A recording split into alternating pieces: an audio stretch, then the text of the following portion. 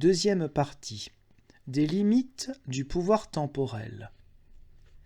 Nous en arrivons maintenant au point capital de ce traité, car après avoir appris qu'il faut, sur terre, une autorité temporelle, et de quelle manière il faut en user comme chrétien et pour le salut, nous devons maintenant apprendre jusqu'où s'étend son bras, de telle sorte qu'elle ne déborde pas ses limites et ne porte pas atteinte à Dieu dans son royaume et son gouvernement.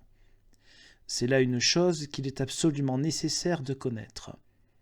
Car si on lui accorde trop de latitude, il en résulte d'intolérables et terribles préjudices, et ce n'est pas non plus sans dommage qu'on la limite trop étroitement. Ici, elle le châtie trop peu, et là, elle le châtie trop. Encore qu'il soit plus tolérable qu'elle pêche de la première façon, et châtie trop peu, étant donné qu'il vaut toujours mieux laisser vivre un coquin que de faire mourir un homme de bien, car le monde compte malgré tout et doit compter assez de coquins, mais il possède peu de gens de bien.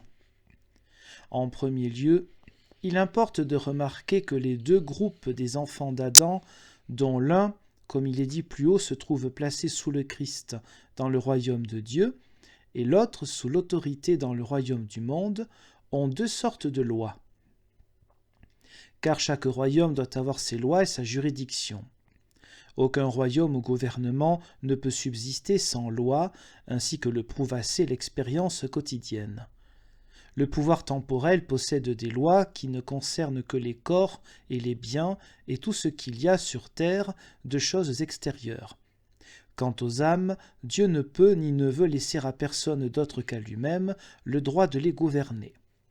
C'est pourquoi là où le pouvoir temporel prétend donner des lois aux âmes, il empiète sur le gouvernement de Dieu et ne fait que séduire et corrompre les âmes.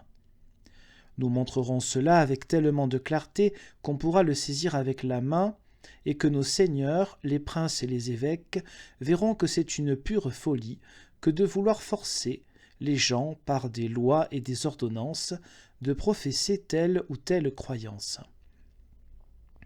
Là où par une loi humaine on prétend imposer aux âmes de croire telle ou telle chose, au gré de la volonté humaine, la parole de Dieu n'est assurément pas présente. Si la parole de Dieu n'y est pas, on ne peut pas savoir avec certitude si Dieu le veut. Car ce qu'il ne prescrit pas, on ne peut avoir l'assurance que cela lui est agréable. Au contraire, on est sûr que cela lui déplaît.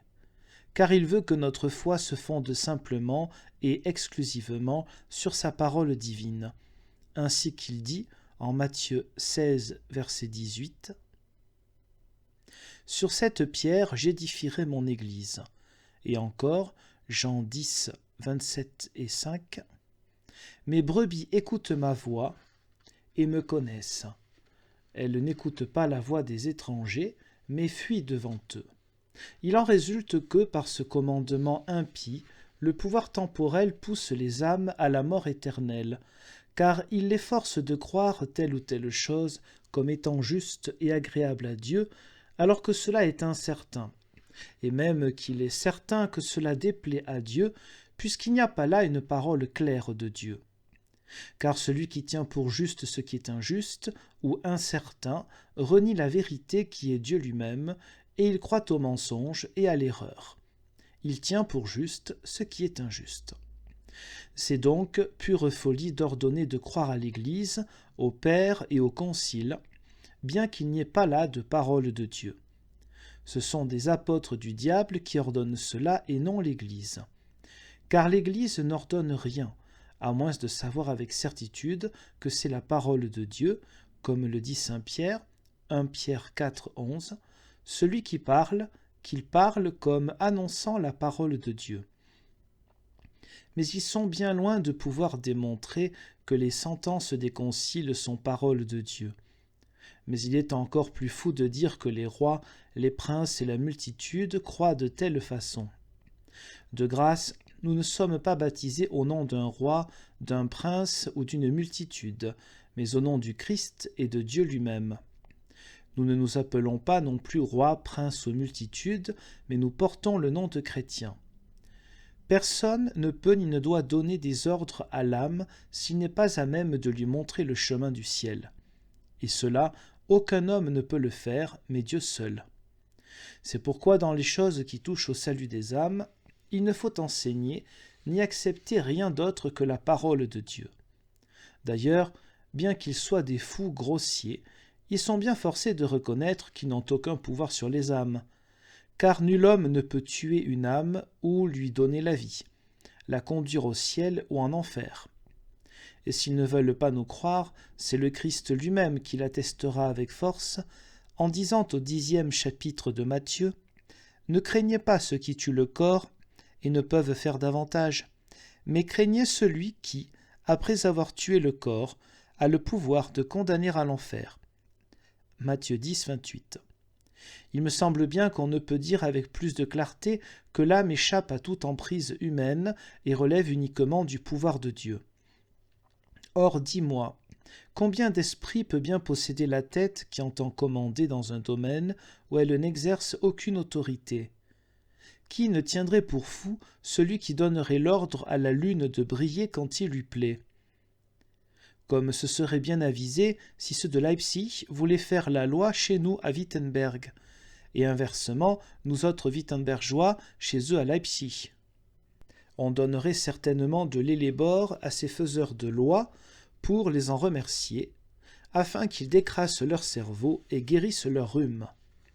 Et cependant, notre empereur et nos princes intelligents procèdent ainsi et permettent au pape, aux évêques et aux sophistes de les amener, comme un aveugle emmène un autre, à imposer à leur sujet de croire sans parole de Dieu et comme bon leur semble.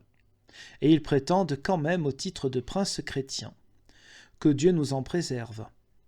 En outre, on peut s'en rendre compte également par le fait que tout pouvoir ne peut et ne doit agir que là où il peut voir, reconnaître, juger, apprécier, transformer et corriger. Car que vaudrait donc un juge qui prétendrait juger aveuglément des causes dont il ne voit et n'entend rien?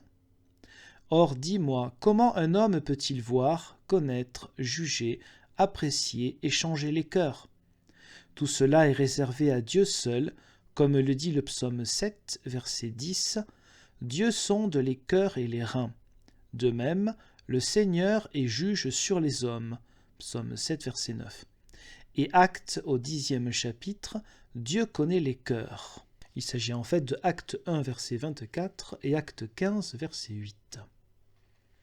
Et Jérémie au 1er chapitre, « Le cœur de l'homme est mauvais et impénétrable. Qui peut le sonder? Moi, le Seigneur, qui sonde les cœurs et les reins. » Et là encore, c'est un autre chapitre, c'est Jérémie 17, verset 9. Un tribunal, lorsqu'il doit prononcer une sentence, doit être absolument sûr et tout voir en pleine lumière. Or, les pensées et les sentiments des âmes, personne ne les connaît en dehors de Dieu. C'est pourquoi il est vain et impossible de commander à quelqu'un ou de le contraindre à embrasser telle ou telle croyance. Il faut employer une toute autre méthode pour y parvenir. La force n'y peut rien. Et ces grands fous m'étonnent, d'autant plus qu'ils déclarent tous unanimement des occultis non judicat ecclesia. Or, si le gouvernement spirituel de l'Église gouverne seulement des affaires qui sont manifestes, comment le gouvernement temporel, devenu insensé, se permet-il alors de juger et de régler des affaires secrètes, spirituelles et cachées telles que la foi?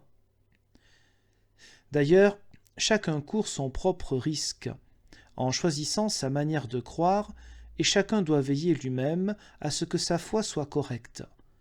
Car tout aussi peu qu'un autre peut aller pour moi en enfer ou au ciel, aussi peu il peut croire ou ne pas croire pour moi. Et pas plus qu'il n'a le pouvoir de m'ouvrir ou de me fermer le ciel ou l'enfer, il ne peut pas davantage me contraindre de croire ou de ne pas croire. Étant donné que c'est à chacun de décider, selon sa conscience, comment croire ou ne pas croire, sans causer par là aucun tort au pouvoir temporel, ce dernier doit s'en contenter, s'occuper de ses affaires et laisser à chacun le soin de croire d'une manière ou d'une autre, comme il peut et comme il veut, sans contraindre personne par la force. car la foi est une œuvre libre et on ne peut y forcer personne. Bien mieux, c'est une œuvre divine qui vient de l'Esprit, et par conséquent, aucun pouvoir extérieur ne saurait l'imposer ni la créer. D'où le dicton qu'on retrouve également chez Augustin, « On ne peut ni ne doit forcer personne à croire ». Au reste, ces pauvres aveugles ne voient pas l'inanité et l'impossibilité de leur entreprise. Car quelque vigoureux que soient les ordres et sévères leurs menaces, ils ne peuvent obtenir autre chose que de forcer les gens à les suivre avec la bouche et la main. Ils ne peuvent forcer les cœurs, dussent-ils s'y mettre en quatre, car le proverbe dit vrai, les pensées sont exemptes de douane. Pourquoi donc vouloir forcer les gens à croire avec leur cœur quand on voit que c'est chose impossible ? Avec ce moyen, ils forcent les consciences faibles à mentir, à se renier et à confesser autre chose que ce qui se trouve dans leur cœur, et ils se chargent ainsi eux-mêmes des abominables péchés d'autrui. En effet, tous les mensonges et toutes les fausses confessions, dont ces consciences faibles se rendent coupables, passent au compte de celui qui les y a contraints. Il serait beaucoup plus tolérable, même si les sujets sont dans l'erreur, de les laisser tout simplement errer que de les forcer à mentir et à confesser autre chose que ce qu'ils ont dans le cœur. En outre, il n'est pas juste de combattre le mal par quelque chose de pire.